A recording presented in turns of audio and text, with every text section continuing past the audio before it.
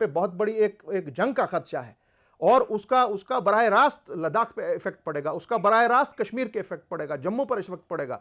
और ये सारी चीजें 5 अगस्त 2019 से उनका जन्म हुआ है। और मेरा आपकी चैनल की वसादत से दोबारा मैं आप लद्दाख की लीडरशिप से कहूंगा कि आप हमसे अलग नहीं हैं और हम आपसे अलग नहीं हैं। जम्मू कश्मीर और लद्दाख को नहीं तोड़ा जा सकता है। बेहतर है कि हम लोग आपस में मिल बैठकर इस मामले का समाधान निकालें और एक आवाज बनकर खड़े हो जाएं। और दूसरी तरफ जो आपने इलेक्शन को बाइकआउट किया है, ये यहां पर भी जो सियासी जमातें हैं जो पर तोल रही हैं इलेक्शन लड़ने के लिए, उनके लिए एक करारा सबक है कि देखिए क्या होता है अपने तशख्खुस को बरकरार रखने के लिए क्या करते हैं लोग। ये सबक सीखिए आप उनसे।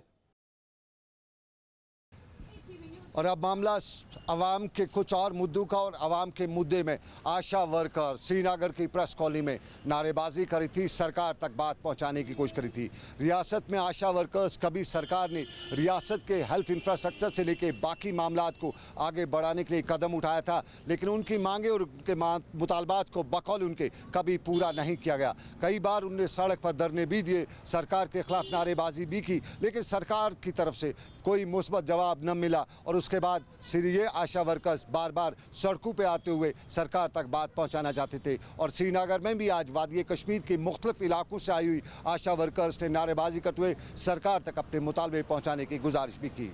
हम 2 काम के लिए चुने गए हैं। हमें आज 45 काम है, 45 काम हमें करना पड़ता है, फिर भी वही 2000 हमें मिलते हैं।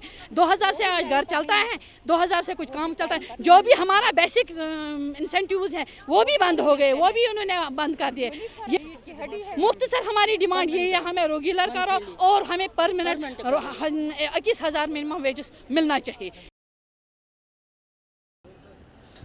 और अब बात एतमाद की, तो त्राल के इलाके में पुलिस और आवाम के दरमियान एतमाद बहाल करने की कोशिश करते हुए आज पुलिस पब्लिक मीट का इनेकाद किया गया, जहां इलाके के लोगों ने पुलिस तक अपने मामलात भी पहुंचाए, कुछ मसाइल पर पुलिस की कोनासनी भी की और पुलिस ने भी अपने मामलात आवाम के सामने रखे। और यहां पर मुअज्जिन से लेकर दूसरे अशखास ने जो शिरकत की और उस दौरान यही बताया गया कि आपस में तालमेल बनाए रखना है और सभी मामलात को आपस में बैठ के सुलझाया भी जा सकता है, और तभी हम कामयाब हो सकते हैं जब हम एक दूसरे के शाना बशाना चलते रहेंगे। पुलिस पब्लिक मीटिंग हम ओकेजनली तो करते हैं यहाँ पे। इसका मकसद ये है कि एक तालमेल लोगों के साथ हो जाए, ये लोगों को एक मौका देते हैं इंटरेक्शन का, जिसमें वो अपना जो भी है मसाइल है जो पुलिस हल कर सकती है, तो हम उस वक्त उस मीटिंग में उठाते हैं। वो मेन मकसद यही है कि पुलिस और पब्लिक के बीच में एक टॉप लेवल का एक कॉन्फिडेंस होना चाहिए, इंटरेक्शन होनी चाहिए, फ्री फ्लो ऑफ दी मतलब जो कम्युनिकेशन है वो गैप ना आए, इसमें वो एक मकसद है हमारा। और अब हम दूसरे ख़ास मुद्दे पे बात ज़रूर करना चाहेंगे, और ये बात है कोविड की। कोविड ख़तरनाक बीमारी है। कुछ माहिरीन अब भी कहते हैं कि कोविड और ख़तरनाक भी हो सकता है। एहतियात के हवाले से ये भी बताया जाता है कि एहतियात करें तभी बचा जा सकता है, लेकिन जिसको कोविड हो गया उसके लिए ऑक्सीजन बहुत ज़रूरी है, क्योंकि कोविड में सबसे पहला निशाना आपका ऑक्सीजन हो जाता है और ऑक्सीजन लेवल कम होने से इंसान की जान को लाले पड़ जाते हैं। लेकिन कोविड के अस्पतालों में ऑक्सीजन सप्लाई करने के लिए क्या इंतजामात हैं? शहरों में तो हैं, गांव देहात के अस्पतालों में ऑक्सीजन सप्लाई करने के लिए वहाँ पे ऑक्सीजन के जो प्लांट हैं वो हैं या नहीं, ये सवाल अपनी जगह पे। कश्मीर में कई जगहों पे देखा जाता है कि हैं इस तरह के ऑक्सीजन वेंटिलेटर्स भी हैं, रूरल एरियाज़ में वेंटिलेटर्स भी हैं और वहाँ पे ऑक्सीजन सप्लाई करने के लिए प्लांट भी हैं। लेकिन जम्मू के अक्सर इलाकों से खबरें आ रही हैं कि वहाँ पे वेंटिलेटर्स तो लगाए गए हैं, लेकिन उन वेंटिलेटर्स में ऑक्सीजन सप्लाई करने के लिए ऑक्सीजन प्लांट्स नहीं है। डोडा से लेकर कश्तवाड़ तक ज़िला अस्पतालों में वेंटिलेटर खरीदे गए हैं, वहाँ इंस्टॉल भी किए गए, लेकिन उन वेंटिलेटर्स का क्या फ़ायदा जब उनको पीछे से ऑक्सीजन सप्लाई नहीं होगी? क्योंकि बताया माहिरीन यही बताते हैं कि करीबन 1 घंटे में 22 लीटर इस पेशेंट को ऑक्सीजन की ज़रूरत होती है। तो जब ऑक्सीजन प्लांट होगा नहीं तो वो वेंटिलेटर कैसे चलेगा?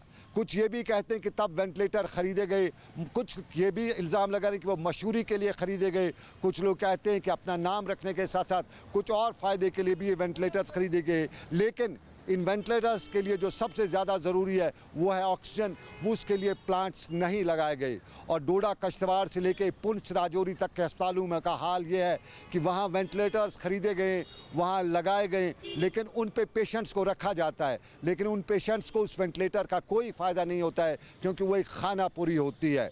और इन वेंटिलेटर्स को लगाने, इनको इंस्टॉल करने के बाद इनको चलाने के लिए एक टेक्निकल सपोर्ट की ज़रूरत होती है, टेक्निकल मैन पावर की ज़रूरत होती है, वो भी इन अस्पतालों में नहीं है।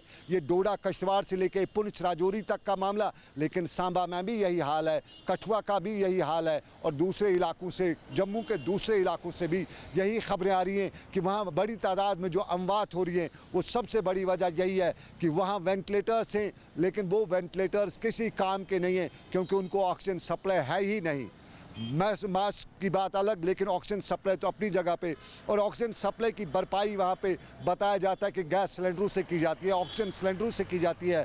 ताहम माहिरीन या हेल्थ डिपार्टमेंट से वाबस्ता अफराद ये भी कहते हैं कि वो ऑक्सीजन सिलेंडर कितना काम करेंगे उस वेंटिलेटर के लिए।